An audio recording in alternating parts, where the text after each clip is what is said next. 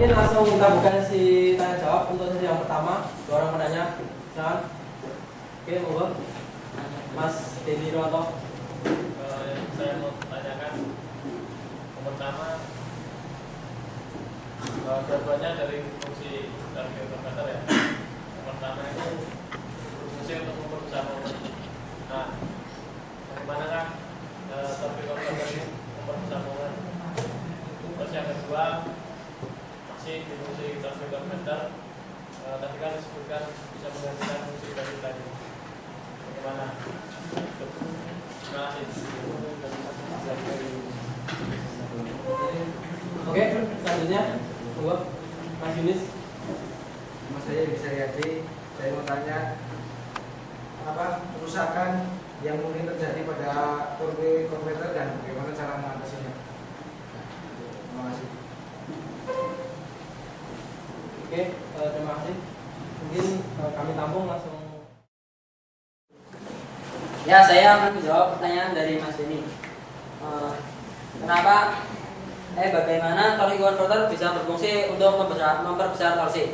Yang pertama, dari kerja torsi converter tersebut sendiri, fluida cair yang ada dalam torque mentransferkan torsi kan melalui kinetik dari minyak pelumas transmisi, minyak pelumas yang ada dalam torque tersebut yang didesak ke turbin. Nah, sedangkan saat putaran engine tinggi, maka torsi yang disalurkan ke turbin pun akan semakin besar. Nah, untuk ini ketika impeller itu berputar dan dia mengalirkan fluida, di situ akan terjadi gaya sentrifugal, dan gaya sentrifugal itu semakin tinggi besarnya kan gayanya akan semakin besar. Nah, itu juga bisa meningkatkan torsi itu tersebut ntar diputarkan oleh turbin. Ya mungkin kiranya seperti itu.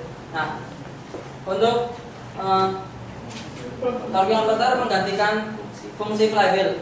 Kita tahu konsep dari flywheel itu sebenarnya untuk menyimpan tenaga atau tenaga dari mesin. Nah, di transmisi otomatis karena tidak adanya flywheel, yang dipakai itu sebenarnya impellernya kan di dalam. Sebenarnya impeller itu kan tetap berputar jika engine berputar. Nah, impeller tersebut kan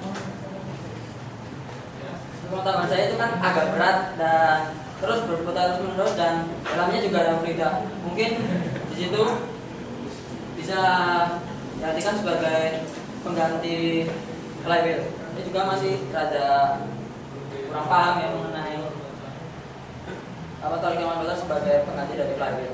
Mungkin ada Mas. Terima kasih. Oke, Mas, ini ada dari teman-teman lain. Kalau misalnya kecepatan tinggi, torsinya semakin tinggi. Kalau dari kecepatan tinggi, kendaraan melakukan kecepatan tinggi, itu kan berarti gas tidak otomatis sampai naik. Nah, saat kecepatan tinggi apakah kendaraan itu membutuhkan torsi yang tinggi? Apakah mekanisme yang merubah itu menjadi kecepatan? Ya. Nah, kalau untuk pada saat kendaraan pada kecepatan tinggi, mungkin itu kan yang dibutuhkan waktu akselerasinya. Dan setelah itu kan ntar kita masuknya mekanismenya lain dong. Jadi, ini ya. Torsi awal dibutuhkan memang besar untuk memutarkan kendaraan. Nah, sedangkan dalam mekanisme misalnya kita yang menggunakan planetari, nanti kan mekanisme planetarinya yang bekerja, bukan jadi ntar gimana ya, kelamaan dari katanya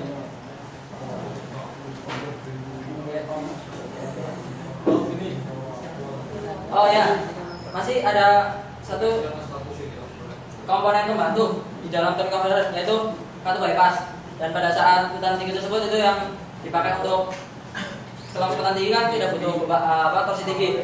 Nah, kelebihan dari tenaga dari minyak tersebut itu dibuang melalui katu bypass sehingga torsinya bisa turun tapi putarannya tetap tinggi. Ya mungkin seperti itu. Oke, monggo Mas, kalau mau nambahin. Nah, jadi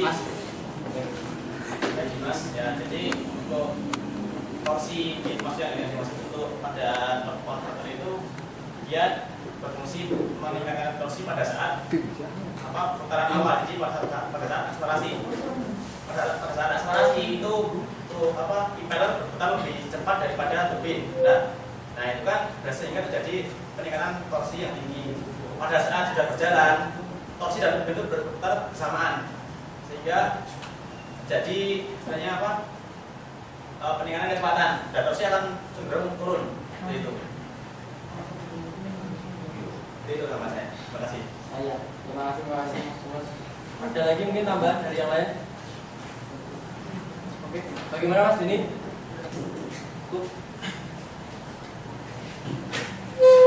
Oke,